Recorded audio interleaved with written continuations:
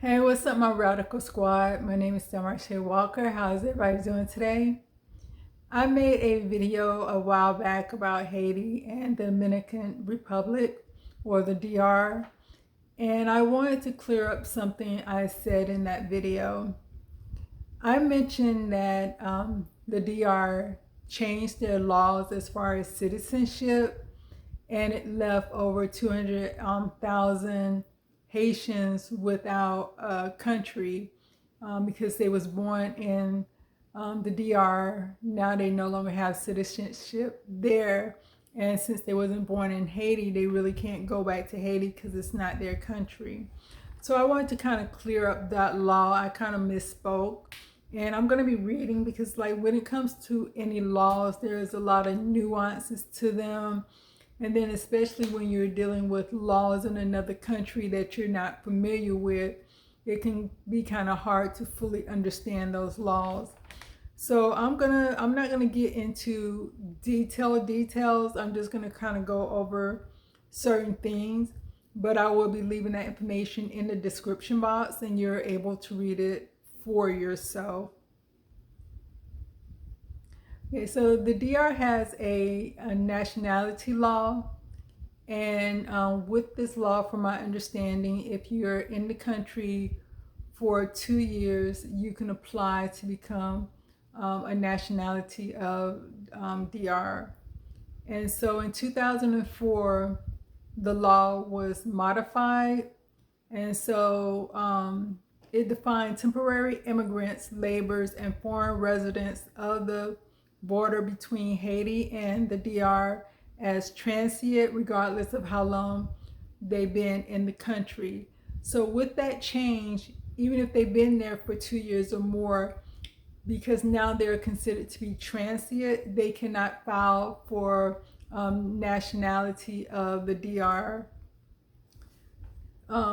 So in 2005, two girls whose parents are undocumented, but those two girls was born in the DR, and because they have documentation showing that they was born in the DR, they felt that if they could not get their nationality for the DR, they would be left without a country because they wasn't born in Haiti, so they technically was not a citizen of Haiti.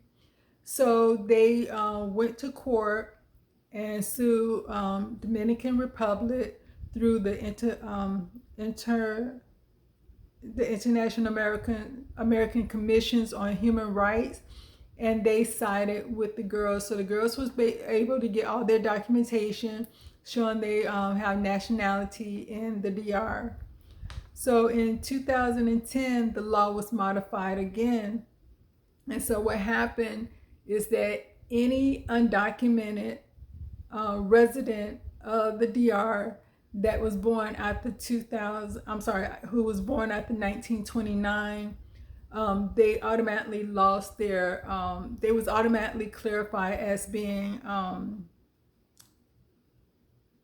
transient. They was considered to be transient, and they no longer was considered to be kind of filed for nationality in the DR.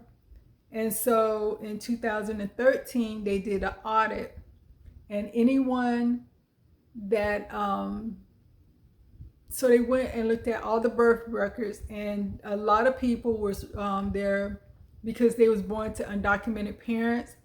They lost their Dominican nationality, and so that affected 200,000 people. So once again, the human rights got into it and say, that's wrong because you're leaving a lot of people without a country. So in 2014, they modified the law again.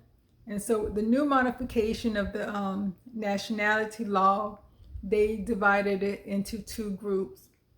The first group, which was considered Group A, it consisted of 55,000 people.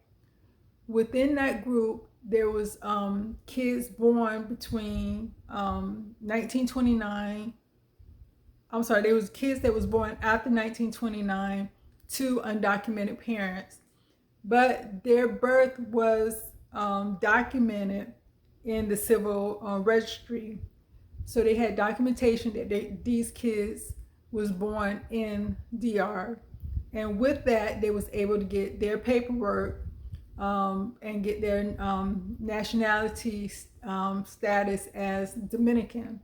So they're able to, go to school, get a job, do everything, because now they're considered to be, by law, their nationality is Dominican.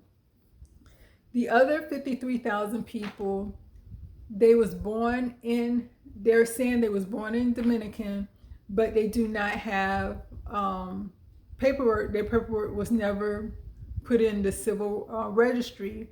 So what they had a time frame between 2014 and the deadline of 2015 to come up with documentation showing that they was actually born in the DR.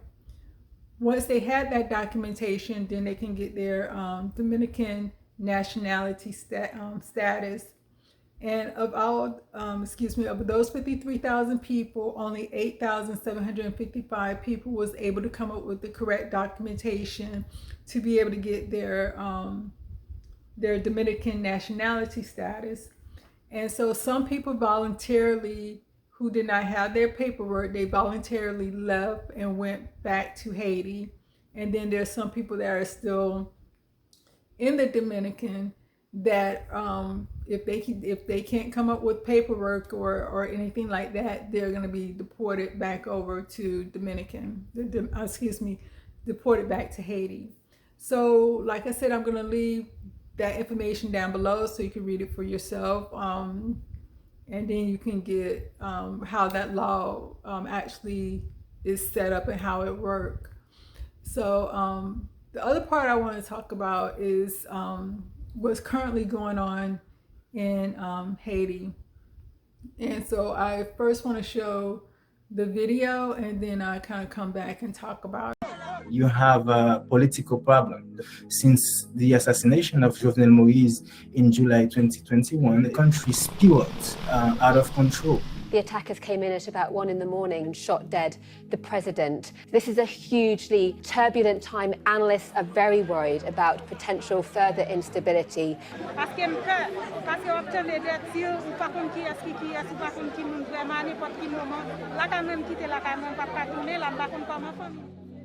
Many of these cities, which historically do not have problem with gang violence, are increasingly becoming the stronghold of gangs. About 60% of Port-au-Prince, the Haitian capital, is controlled by gangs, and the capital is surrounded. I'm talking about Thionville, Torcel, Wood-de-Frères. All these regions are controlled increasingly by the gangs. If you live today in a gang-controlled territory, almost every aspect of your life is being ruled by the gangs. They kidnapped people, they rape women, they ransack businesses, and they extort people. The Haitian National Police do not have the firepower of the gangs. Since Prime Minister Ariel Henry took office, 78 police officers killed. They are underfunded, underpaid, and underarmed. Historically, the gang problem in Haiti is related to the political class. Many of these young people in slums are sometimes, armed by politicians, hungry politicians who are seeking power. Increasingly, these gangs become more and more powerful and spiral out of control. Every time you have elections, the gangs are being used and instrumentalized by politicians. However, the current crisis that we are facing today in Haiti is unprecedented. You don't have many institutions that are up and running effectively. So democracy is effectively dead. There's not a functioning Supreme Court. There's not an elected mayor. There's not even an elected president. The only one you have is Ariel Henry, who's an interim prime minister, and he himself was never ratified by law. The international community is behind Ariel Henry as the prime minister today, but increasingly Ariel Henry is being criticized. Many times in the past month, thousands of people took to the streets to protest against Ariel Henry because they don't consider him as an effective leader. island nation of Haiti is moving closer to the brink of collapse. Since early January, the country was left without a single elected official, leaving heavily armed gangs to be in control. Today, much of the capital, Port-au-Prince, is under the control of gangs that have been targeting police, and Haitians are living in fear and chaos. At a funeral in Port-au-Prince, the families of 3 fallen police officers grieved as their colleagues solemnly saluted their flag-draped coffins. In the last month, gangs have killed nearly 20 officers. Mourners lamented the lives lost and the turmoil that has engulfed the country. Our police officers are being slain again. We will not accept that bandits rule and that they say that the government is theirs. Elsewhere in the capital, rage. Armed protesters, some dressed in police gear, set fires in the streets, broke through the gates of the airport, and lowered the flags to half-staff to mark the deaths. There has to be a revolution. There has to be a bloodbath. All these policemen have been killed, and the Prime Minister has not reacted. Violent protests have persisted for months, and many Haitians are angry that the government can't keep them safe. We've been suffering for a long time. People are dying of bullets. My mother, my child, and my sister. We will not be able to continue. The term of Prime Minister Ariel Henry, who was appointed to office, expired February 2022, but he has yet to schedule new elections. No one voted for him. He was not elected. He has no legitimacy. He has no right. Ariel Henry is not the president. With no president, no legislative quorum, and the High Court dysfunctional, lawlessness reigns. The UN estimates that gangs control more than half of Port-au-Prince. Late last year, the UN imposed sanctions on one of the most powerful gang leaders, Jimmy Cherizier, a former police officer known as Barbecue. He's accused of numerous atrocities, including massacres and sexual violence. But Cherizier considers himself the lesser evil. You and your country, if you were living in these conditions, if you saw the conditions in which our people are living in, wouldn't you revolt? Haiti and the UN have called for international peacekeepers to bolster the country's beleaguered police force. It is our obligation to act fast. If we overcome the gangs, we will restore order and peace. But so far, only Jamaica has offered to help, leaving Haiti to fall deeper into chaos. Justin Trudeau arrived for a meeting of Caribbean leaders met by the men and women the Bahamas hopes to send to Haiti, police and/or members of their defense force. Canada is facing pressure to do more. Haiti is already a failed state. Former Governor General Michaëlle Jean came to Canada from Haiti as a refugee. She told CBC News' Power and Politics Haiti should be a key focus of the summit. They cannot do it alone. They will need also Canada to be on board and to support, these actions. After decades of corruption and poverty, Haiti has descended into chaos since the assassination of Haitian President Jovenel Moïse in 2021. Gangs now control parts of the country. Reports come out regularly of the daily horrors that Haitians have to live through in the gang-controlled areas. Mass rapes, repetitive mass rapes, killings of all sorts, police officers getting killed and burned and having their body parts cut off. All this is prompting calls for a Caribbean-led security force to intervene, but Caribbean nations want outside help, including from Canada. What we in CARICOM have come to appreciate is that we do not have the resources to be able to deal with the Haiti problem ourselves, and we do need outside help. As you can see with the videos I just showed, Haiti is really going through a lot right now with the gangs over there. The people, they're running out of food, they're being killed, they're being raped. Everything is going on over there. The current president, some people don't like him. They feel that he shouldn't be the president. They feel that he's not keeping them safe. The police department, they're outgunned, they're outmanned. And everyone that was in the government cabinet over there, once their term ended, they left. So the only government official they truly have right now is him, the president. His name is Ari Henry. I'm sorry if I pronounced his name wrong, but he's the only government official they currently have there now. And he has been reaching out to the United Nations for someone to send help over there. America and Mexico, they was ready to go, put boots on the ground, but at the same time, because of what happened back in 1915 and 1994 with the occupation of Haiti by Americans, and it didn't go well. You know, a lot of Haitians was killed behind that. A lot of, you know, things went on, and it just left a bad taste in their mouth, and I understand why. Because of that, they don't want Americans over there. They don't want them, you know, to come over there and occupy Haiti again. So American is not going over there. They're not putting boots on the ground. They will send aid and different things like that because, because America and Canada, they have sent military aid over there to assist with the police department because, like I said, they're outgunned, they're outmanned, and they needed more equipment to kind of help them fight the gangs.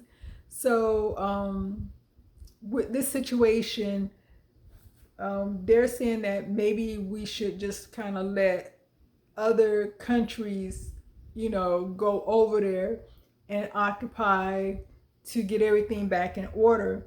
So Jamaica, Bahama, and Guyana, they're ready to go over there, but they're saying that they need help.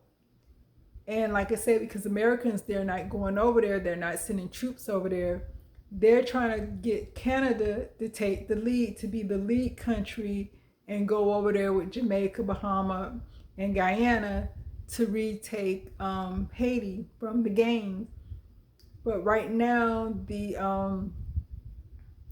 Prime Minister of the Prime Minister of Canada, he, you know, I guess he's trying to see what he's really want to do, because it's a complicated situation, because it's not like it's a humanitarian situation as far as just sending food over there, or a humanitarian situation as far as, you know, medical. This is actually putting boots on the ground, sending soldiers to a country that you're not in war with, but they're in war amongst themselves. So you're more or less interfering with another country who's battling between one another. You know, you have the gangs that's taking over from the police and the government. And so you're going over there not for, you know, like, I'm in war with this country, but I got to help this country fight internally. So if they go over there, they're going to be in Haiti, and they might have to end up killing Haitian, you know, these Haitian people who are actually gang members. So it's like they're trying to, you know, it's political as well as humanitarian. That's the kind of situation they're in. And then once they go over there, how long are they going to be there? Because they're saying they don't like the current prime minister. He took office when their actual president was killed, and I think it was 2021 when their actual president was killed. So he ended up taking his place. And so if he wasn't there, who do they want as their president? Is anyone ready to step up and be the president? Are they going to go over there, you know, get everything wrapped up with the gangs, and then are they going to have elections? So it's like a lot that the country Haiti, they need to think about. Y'all don't want Americans over there. Y'all don't want the current president. It's like exactly what it is that you want. So when help do come over there, there's a plan in place where y'all can take back y'all country, because I feel like Haiti should be running Haiti. Haitians should be running Haiti. They need a president over there that's really going to be for the people, that's going to get everything back in order. So it's like, you know, once you get help and the help comes over there, then what's next? Then what you're going to do next? So, you know, don't just think about it on the short term, but also think about it long term. So that's basically all I wanted to say at this time. I hope everyone is having a great day. Peace.